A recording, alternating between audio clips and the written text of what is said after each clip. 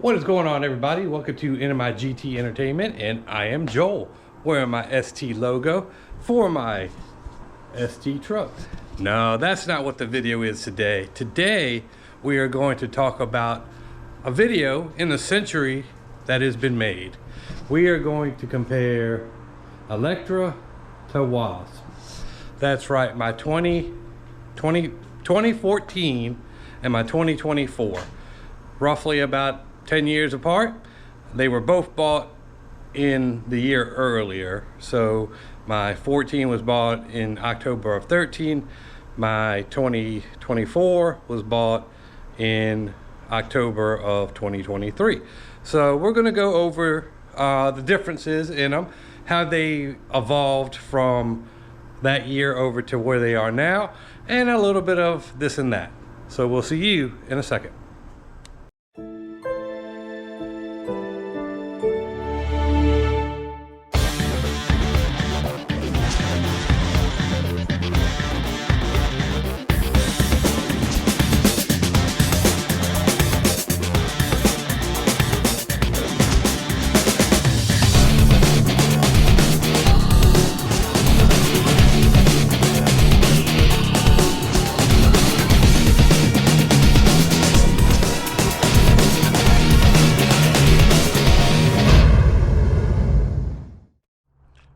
So first on my list is styling. We're going to go over the body lines and what I think is a better look. Is it the now look or the then look? And y'all are free to drop your opinions down in the comments and let me know what y'all think is a better look for these times. All right, right now y'all are looking at Electra, my 2014 Mustang GT California Special. This is a little different than the normal GTs because of the body kit on it. I did add the GT 500 striping to it. Like I said, you have the bottom lip, the grille with the fog lights. Remember me and those fog lights. Going down the side, you got a nice clean look. Everything kind of flows together. You got the fake brake coolers in here just to give it more of an accent. Rolling back this way, nice little body lines to it. The wing, which is a pedestal wing for this particular model, that is the factory one. Coming around to the rear, have that classic muscle car look. Have dual exhaust on this one. This is the way that this one came. I added the Corsas, of course. We'll get into details of what is actually done. Don't mind that. Pam is doing some laundry and I'm getting some laundry lint on my cars. Moving over to this side, they do have the old factory antenna right here. Boing.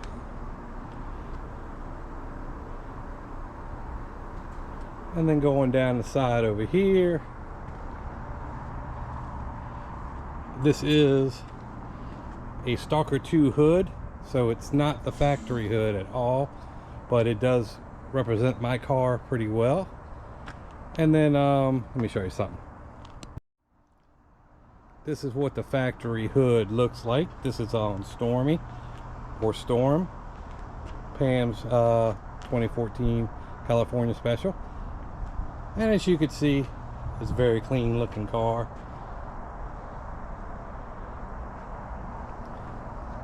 And that's what the factory hood looked like on this particular model. The difference between the GTs and the California Specials, the California Specials had the painted vents in black, where the GTs were body colored to match.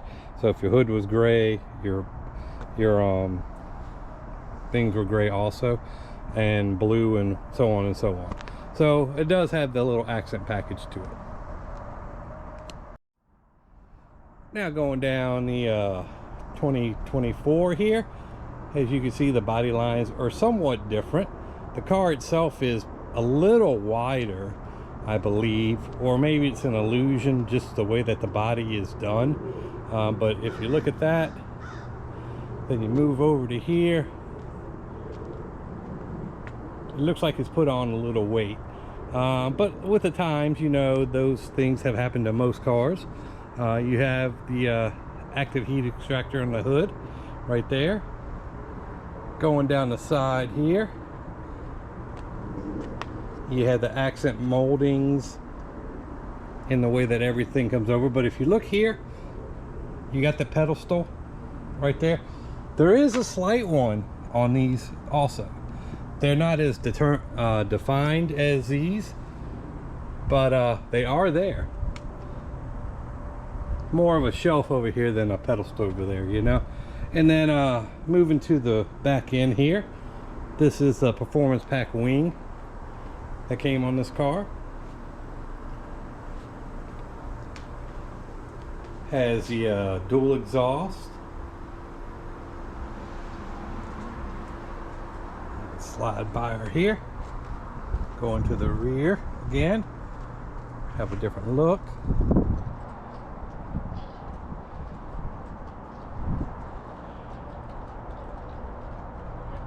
So yeah, that is the difference between the outside of the cars. As you can see, these look more tinted. They have a darker bezel than the GTs did or the California Specials. They're more of the square pattern. These are more of a wedge. I don't have Brandon's car here right now, but his are even a little different. No fog lights, which I've complained about before. But for the outside, that's pretty much what it looks like. I do have the Brembos on here, but with the California Specials, they did not come with Brembos. So those were put on after the fact because I changed the wheels. Something with the factory wheels, they didn't fit. So once you bought aftermarket, you can go ahead and install them. And then these have the factory Brembos. And as you can tell, there is a size difference. This is the 6-piston Brembos versus the 4-piston Brembos.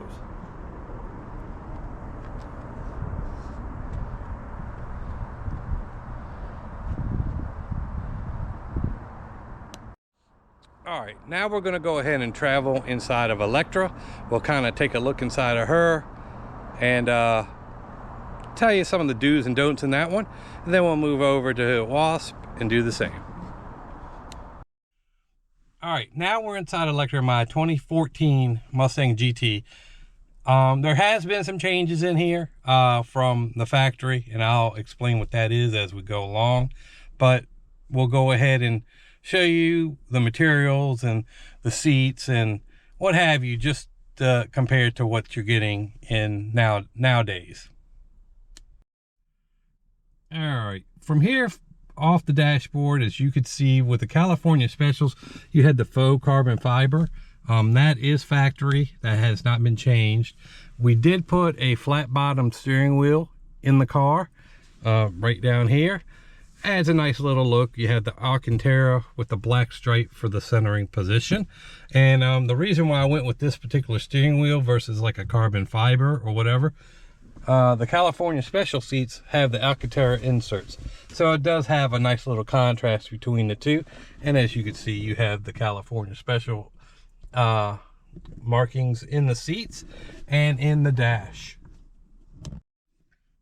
With the cluster, you have the basic cluster in here that you used to have back in, you know, back in the 60s and like that. It gives you that retro feel, gives you the eyebrow, as they would call it, with the dash itself, with the lowering part and then back up. It is a classic look to the Mustang. You got the information console right here, which I'll show you in a moment. Added was my boost gauge for my supercharger. If not, that would just be a normal air vent. Down here, this came with the Stalker system. It was switched out for the Exelon system that I put in here. It has Apple CarPlay and all that other good stuff. It's more modern than what you would get normally. It would just be the center screen here, knobs and your AC controls and whatnot, not even a pocket. So with this, I even got advantage of a pocket. And there's two USBs in there, to actually plug in your phone, go into Android or Apple CarPlay, and it is a wired system. It's not wireless. And then the climate controls, the basic ones are here. You got your climate where you could turn on your AC, but everything's done through the stereo. Your heated seats, your defrost, and your rear defrost. I'll show you how that all works here in a moment. And then going across, if you look at the door panels, I'll show you the material. It's kind of a hard plastic. There's not really any soft material. It's a soft material here, but here it's a hard plastic soft material here. And then your speakers, these are the subwoofers that they put in the doors. I want to say they're 6-inch subwoofers. Again, my system has been redone, so it's not what the factory would have. But the actual door panel itself is the factory door panel.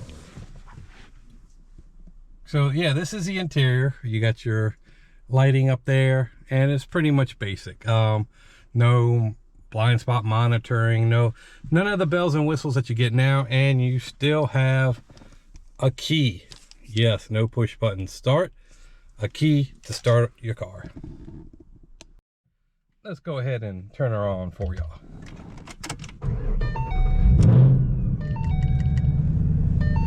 All right, so as I was saying earlier, you have the center instrument cluster here with the basic stuff that you need. You know, your gauge, your trip, fuel economy, track settings.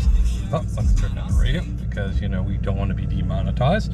And then the settings, and then the information.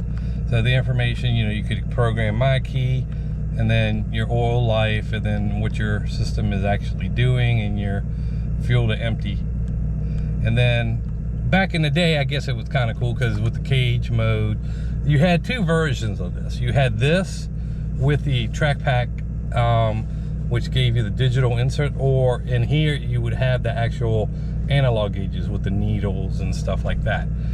This gave you more of a custom feel to it. So let's say you go into gauge mode, you just go over to what you want. You can have your fuel ratio, your cylinder head temperature, your inlet, your oil temp, and your voltage. So, you know, it gives you the basic stuff. And with me upgrading the stereo in this, I'll show you where you can actually put it on the stereo itself. As you can see, I only have 42,000 miles on a 10-year-old car. So we're doing pretty good, and she runs great. As you see, she started right up. She does have occasionally a dead battery. That's just because I have her sitting. And she is Whipple supercharged. That is a little bit different than what factory brings. So, you know, these were rated at 420 horsepower to the crank, which is whatever, 3 something, where this actually has 716 horsepower to the wheel. So it's definitely different from factory, but again, I'm just showing you some of the instances of what you get new versus you get old. All right, so in the stereo, I was telling you that you could do some gauges with it. You can do this with the new cars now, but this was, remember, this system was created back in 14. So this is kind of ahead of its time. Let me figure out where everything is, because, you know, I get myself lost. Let's see here.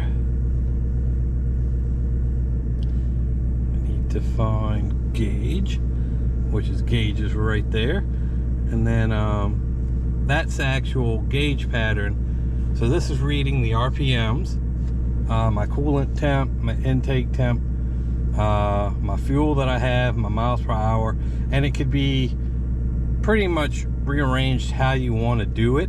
Let me see what I have on too. Let's see, I got your air intake, your timing, your load, again with the center, and then this will move. For some reason it's in the 100s. It's supposed to be in the thousands too, but it is what it is. You can kind of figure out where your red line is and all that good stuff.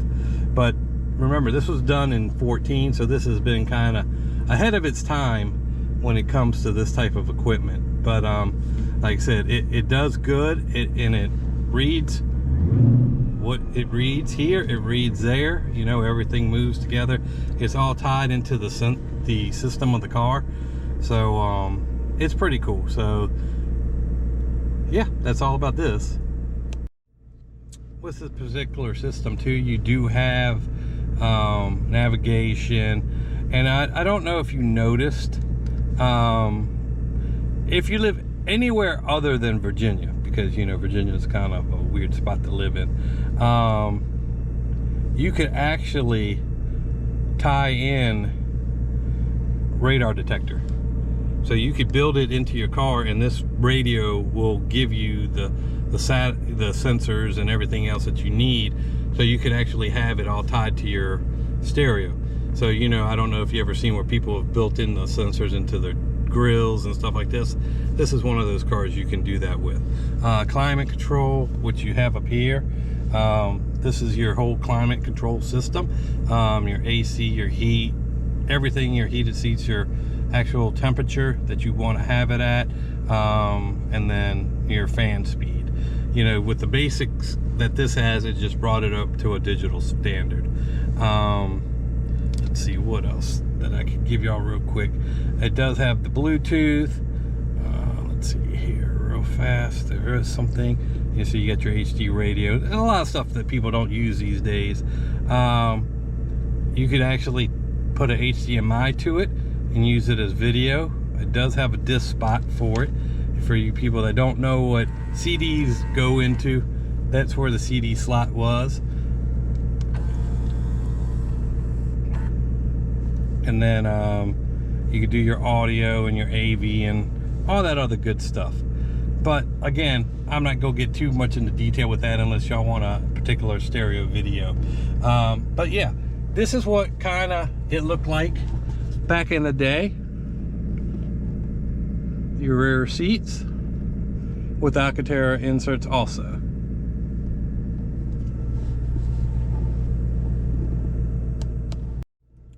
And I just want y'all to notice the manual still lives in our hearts here.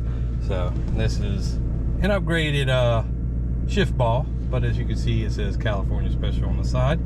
I do not perpetrate. I know it looks like a GT500, but you know, it's a little faster than a GT500.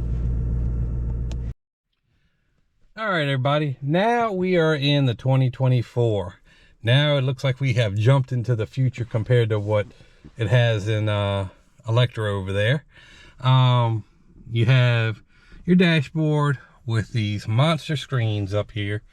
Now again, I do wish they would have kept the eyebrow, had the screens, but have them in the actual dash itself versus having it as maybe a tablet on the outside. Again, you get used to it. It's not an eyesore. It doesn't distract you. It doesn't, you know, whatever. But like I said, I think for just cosmetic looks, it would have looked nicer in something, because it wouldn't have hurt just to put the dash over and having it covered in. So that is one thing. Then you do have like the soft touch up here. You get the carbon fiber faux looking stuff over there. Over here it is a soft touch also. Then you have the hard plastic carbon fiber, and then soft touch down here also. Nice little trim. With the Dark Horse, all this trim is black.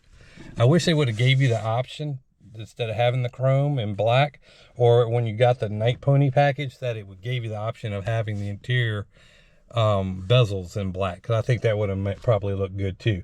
Not that this looks bad either way, but you know, it just gave you a different look. And again, this has a flat bottom steering wheel on it from factory, so they have caught up with the times.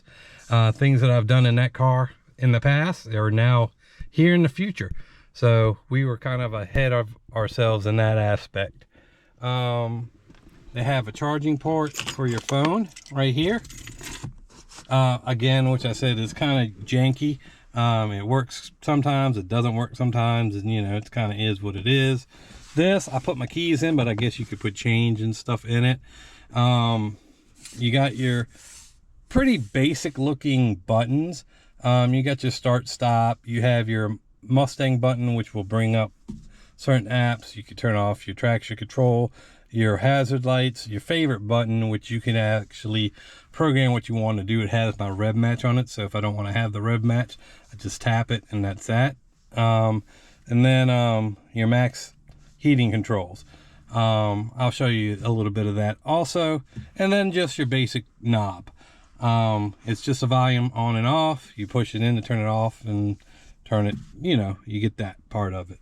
Other than that, it's kind of a basic interior for a premium car. The leather is nice. You got heated and cooled seats, where in the Mustang over there, that one right there, only has heated seats. There are no ventilated seats. As you can see, this has speaker pillars. Now, actually, my Mustang has speaker pillars that I did back in 14. So again, that car has stuff that this car has now. When they brought out the 15s and up, this car was already having that stuff in it before that even came out. I should have been an engineer, I swear. But anyway, going around the car itself, you got the leather, the bolstered seats, which are not bad. You got your back seats that look like the front seats. They're not heated or cooled. The seat belts have a white stripe through them. Let me see if I could get this one over here so y'all can see it a little better. Shoot.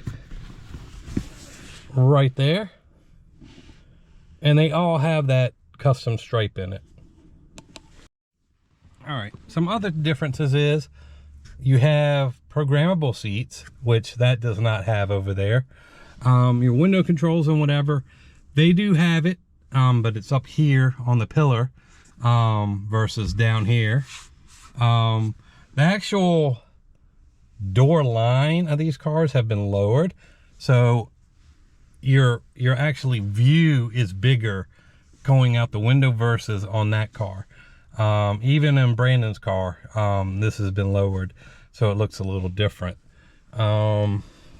That's pretty much it over here. It has the same transmission in it, probably updated, but you know, it still has the MT82. This one has Brandon's shift ball, because when he changed his transmission out and put in the MGW shifter, the ball wouldn't fit, but obviously it fit this car, so it works out with the way that things are going on in here. So let me go ahead and turn on this car and give you all a little view of this stuff. All right, this is what you do when you hit the button.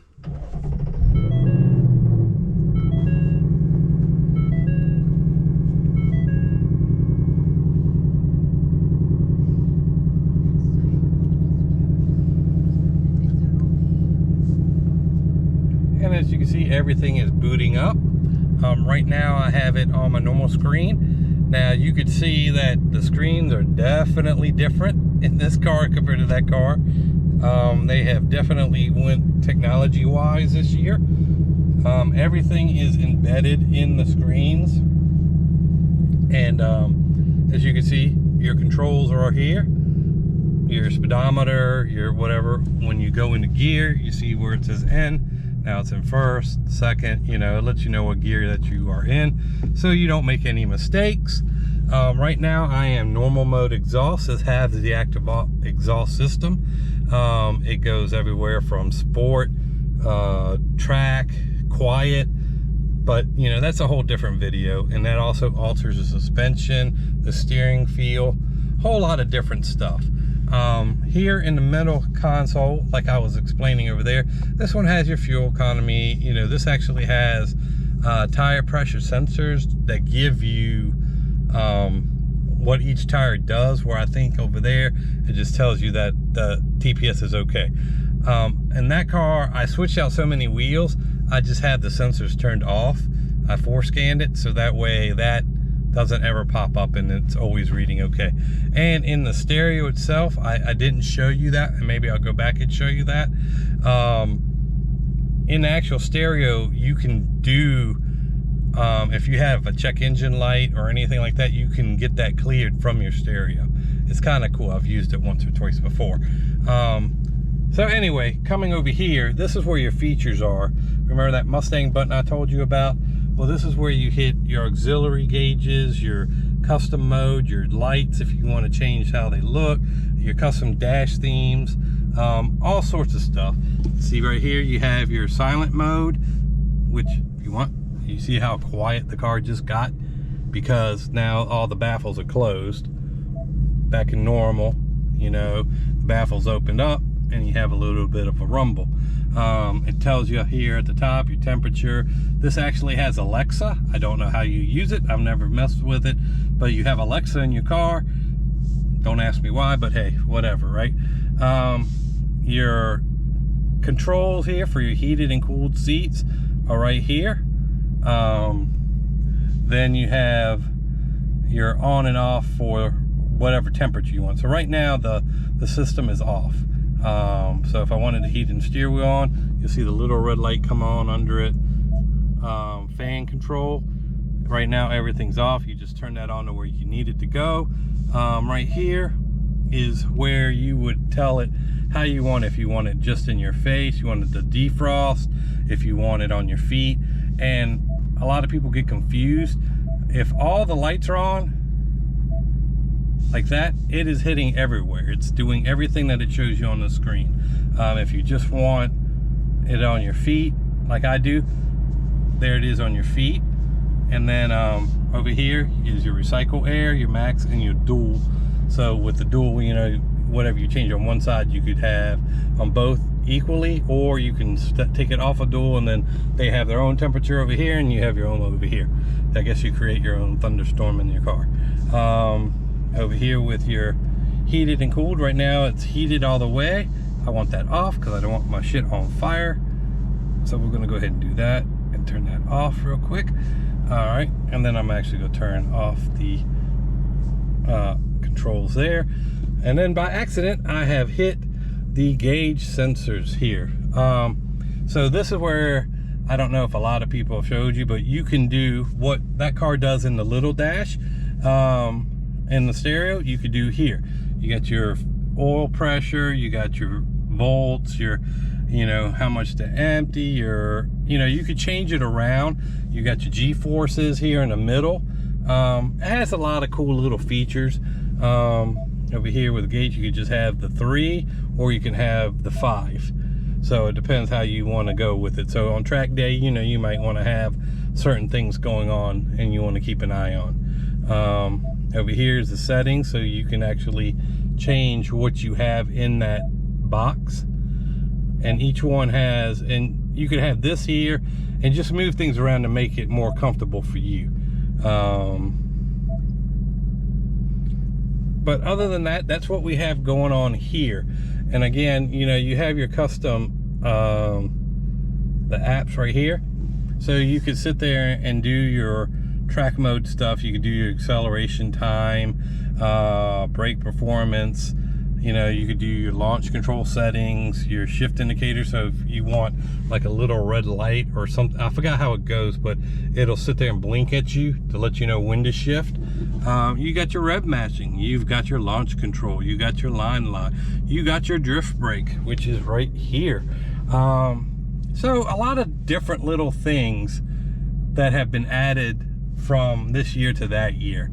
But let me get into some other stuff that I forgot in Electra. All right, so I don't know if you remember, but in a previous part of this video, I said about the G-force and accelerations and stuff. This does have it, but it's more of a dumbed down version for it. So if you go down to track app settings, and then there's your acceleration, brake performance, and all that other stuff that the other one had. But when you do your accelerometer, it gives you that in your center screen, versus it being out in the big screen. So this is, I guess, the older version of the newer stuff that you have. So it might still be the same type of stuff, just on a, you know, newer slate. But you did have it in the performance pack of this car, so it would give you, you know, your right to left and what you're accelerating and all that good stuff. It does have acceleration timer. There, 0 to 30, 60, 100, eighth mile, quarter mile, you know. And then if you, let's say you wanted to go ahead and go with that, you go automatic start or countdown. So you could have it so it does, once you get into it, it'll do it. So like I said, it'll start timing down. Or you can do it as a countdown, which will give you a treat. And then once you start, you hit OK, and then it'll give you the time, and then jump on green and go. So it will give you those track apps also. All right, everybody. So in Electra, again, it's been a little bit hopped up, but this is your basic Gen 1 Coyote. At least that's what it started off with. It does have the Whipple supercharger on it, but in its lifetime, when it was born, it was just a Gen 1 Coyote. And anybody that's been around the Mustang should know what it's all about. So I'm not going to get into that. And if y'all want a spec video later on, just leave it in the comments and we'll go from there. And then moving over to Wasp is the new Gen 4. They have dual throttle bodies now. And then where that was rated at 720 to the crank, this is rated at that one was rated at 420 to the crank. This one's rated at 486 to the crank. So it's definitely hopped up a little more than where it would have been in factory. But again, remember, those are crank, not wheel. Electra is 416 wheel. I don't know what this one is wheel yet. Like I said, I do have to get with my friend here that does have a dyno, so I could go ahead and run it before I start doing all the modifications. I do have long tube headers on here that I got to put on. They're in the car, in the house. They're not on the car yet. So we're going to be doing some work to this car. It's going to be full bolt-on. I don't know if I'm going to run E85, but like I said, that again is for another story. We're going to get into all that later on down the road. But I just wanted to do some comparisons between the two. So yeah, this is that engine compartment. And the only good thing that I can say that Ford did this year, if anything, they gave you hood struts. You don't have to buy them. They come factory from Ford now, which, you know, for many years you would have to go buy your own. These are the ones that were purchased for this one. And as you can see, it's definitely, they finally caught on. It took them, I don't know, 30 years to do it, but they finally got it. All right, in the trunk, again, you have to forgive me. Maybe I would show you Pam's, but she's got so much junk in her trunk. Haha, no pun intended. But on the trunk space of these cars, it was decent to begin with. Of course, I took a lot of it out of it, doing the modifications to the stereo, and then, you know, doing whatever. But this panel actually lifts up so I can reach under the wheel well and get some stuff out of there. This does have a spare tire, which none of the new cars come with spare tires. They just come with the fix-a-flat stuff and the pump. So this is what the trunk here looks like. And then you come over here to the newer models, and yeah, you could fit a dead body or two in here, you know, if they're small. One large dead body, two small ones, you know. And then you do have a subwoofer there, and then just open compartment, and then you have your fix-a-flat stuff and stuff like that, you know. Kind of is what it is there. Now, am I gonna do a stereo in this car? I probably will not. I'm just gonna enjoy it the way it is. But things are always like the world, forever changing, and you never know what we're gonna get into. If I did, this would probably be the first place I would attack, because stereo wise it kind of fails. You think like the B&O system would be kind of kick-ass and pretty good, but it really isn't. I mean, if you're not an audiophile and you really don't care, and it sounds probably just as good as any other stereo. I want to say that the B&O in that car sounds a lot better than one in this car. Maybe it's like the airspace, the way that they have the speakers, you know, more room for the sub. You know, the sub is actually in the truck versus, you know, in the trunk, you know. But you would think back in the day, you know, having it separated bases and directional, it should be better. I think if we upgraded the subwoofer by itself, we might be onto something, but we'll cross that path one day. Or we won't. All right, and wheels and tires. Like I said, these came with they both came with 19s from the factory. These came with a flat black finish that wouldn't support Brembos. These came with the performance pack wheels that in an earlier video I'm sure y'all have seen, but I always change out the wheels. I wasn't going to do it right away, but Scott hit me up and we worked out some stuff, and we went ahead and got the Belgians here put on, because I didn't like, when I had the car lowered, I liked the spacers, but it didn't look right to me, the way it sat. And this is a car with no spacers now, and everything is meaty and happy and everything else. So, and it's something I do anyway. It was eventually going to happen. It just happened sooner than I thought. And the good thing is all my wheels are interchangeable. What fits this car will fit this car. What fits this car will fit that car. What fits that car will fit that car. And then so on and so on. So it's not like I'm making a purchase and then it's only stuck on that one car. I can move things around, interchange them, play around with the look. So, you know, it is what it is when it gets to that part of it. But, you know, that is this video. That is just kind of a slow comparison of the two cars that I have here. You know, they are a century apart, but they're not really that far apart in technology, and they're not that far apart in performance. Just because of some of the stuff I did to this one and the way that this one came factory. Now, this one has a live axle, so that does make a difference on how it drives. This has the independent four wheel, so, you know, each side handles itself different, where on the rear end of this car, you hit a bump, sometimes you'll feel the car bounce a little and move over and slide. But if you ever do track racing, down a track, this will be better. If you do road course racing, this is much better because each side works independently, where the rear end is stuck together. But again, it is going for whatever you want it to go for. Like I said, it's one of those things. I didn't buy either one for any specific reason, but that's just what they came to be. And like I said, this is my pride and joy Electra, my 14 Mustang GT California Special Whipple Supercharged. This is my new baby Wasp, my 2024 Mustang GT Performance Pack, with a bright future ahead of her. Like I said, we're going to start with some headers on it and then go from there. And then maybe down the road you might see a Whipple Supercharger on it, you might not. I don't know exactly which way I'm going to go with it.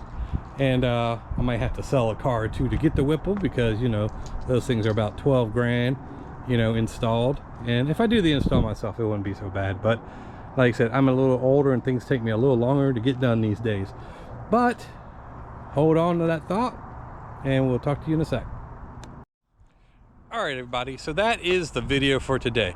So if y'all have any questions about Electra or Wasp, go ahead and drop them in the comments, and I'll get back to you. I do read all my comments. I don't have that many all the time, so I will get back to you. It might take me a day or two, but we will get them answered. And again, that is the video, a century in the making.